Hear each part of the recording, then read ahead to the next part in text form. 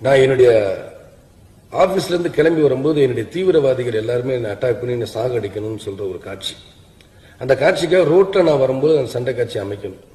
ஒரு 70 கார் இடையில எல்லாம் கிராஸ் ஆகிட்டு போகணும் வரணும் அப்படின்ட்டு இருக்கும்.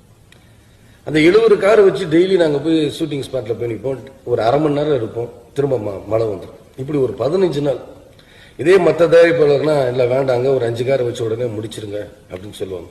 ஆனா அவங்க எதையுமே அது நினைக்காம தைரியமா அது எவ்வளவு நாள் எடுங்கன்னு நாங்க கிட்டத்தட்ட அந்த சண்டை காட்சி மாத்திரமே ஒரு 18 நாள் எடுத்து முடிச்சோம். ஆனா 18 நாளும் எடுக்கல.